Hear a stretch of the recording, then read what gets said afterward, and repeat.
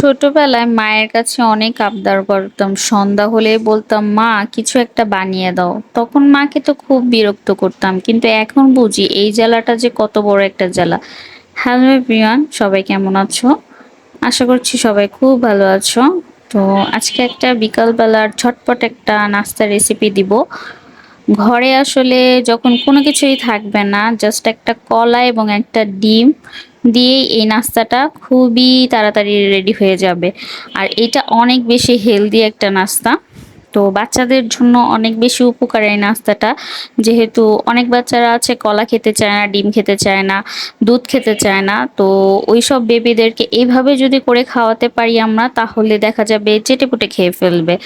তো আমার মেয়ে আসলে অনেক কিছুই খায় না। তো ওকে যদি একটু ভিন্নভাবে করে দেই কোনো কিছু, তাহলে সে সেটা পেট ভরে খেয়ে ফেলে।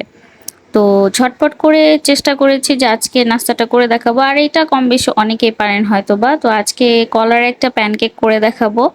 তো যেহেতু আমার বাসার ব্লেন্ডারটা নষ্ট হয়ে গিয়েছে, তো আপনারা এই কাজটা ব্লেন্ডারে করতে পারবেন। প্রথমে কলাটাকে ম্যাশ করে নেবেন, একটা ডিম আর সামান্য পরিমাণে একটু চিনি, হালকা পরিমাণে একটু লবণ দিয়ে নেবেন। মিষ্টি জিনিস একটু লবণ দিলে ভালো লাগে। তো ব্লেন্ডার যেহেতু নেই, তাই আমি হাতেই কাজটা করেছি। তো এখানে একটু ভ্যানিলা এসেন্স দিচ্ছি জাস্ট একটু ফ্লেভারের জন্য। যদি আপনারা না দিতে চান এটা স্কিপ করতে পারেন, কোনো সমস্যা নেই। কলার যে একটা ফ্লেভার সেটা এমনিতেই আসবে, ভ্যানিলার মানে ফ্লেভারটা তেমন একটা আসে না। তো এখানে সামান্য পরিমাণে একটু অয়েল দিয়ে দিচ্ছি। আর আমি এখানে গুঁড়ো দুধ দিচ্ছি, আপনারা লিকুইড দুধও ইউজ করতে পারেন। তো আমি একটু গুঁড়ো দুধটা দিয়ে দিচ্ছি। তো ভালোভাবে এটাকে হাতের সাহায্যে আমি একদম গুলিয়ে নিচ্ছি। আর ব্লেন্ডারে যদি এটা করেন তাহলে আরো বেশি স্মুথ হয়। ব্লেন্ডারেও আমি করেছিলাম এর আগে, ওইটা আরো বেশি স্মুথ হয়। তো আপনারা ব্লেন্ডারে করে নেবেন। আর এখানে আমি সামান্য পরিমাণ একটু বেকিং সোডা দিয়েছি। আপনারা বেকিং সোডাটা দিলে মানে প্যানকেকটা সুন্দর একটু ফুলে ওঠে। তো বাসায় যদি না থাকে তাহলে নেই, কোনো সমস্যা নেই। তো এখানে আমি ২ কাপের মতো ময়দা দিয়ে দিয়েছি। আমার এটা পরিমাণ মতো করে আমি আন্দাজ করে নিয়েছি। আপনারা একটা চায়ের কাপ হিসেবে ১ কাপ দিয়ে দিবেন। একটা ডিমে ১ কাপ যথেষ্ট। আর যদি ২ টা ডিম হয় তাহলে ২ কাপ দিবেন। তো আমার ব্যাটারটা রেডি। তো এখানে একটা ফ্রাই প্যান বসিয়ে দিচ্ছি।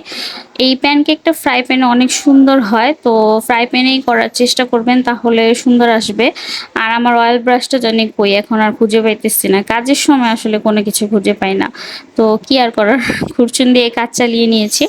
তো এইখানে ব্যাটারটা এভাবে করে হালকা একটু তেলটা দিয়ে চুলার আঁচটা একদম লোতে থাকবে। কেকটা যেভাবে আমরা বেক করি ঠিক সেভাবেই এটা বেক করে নিতে হবে।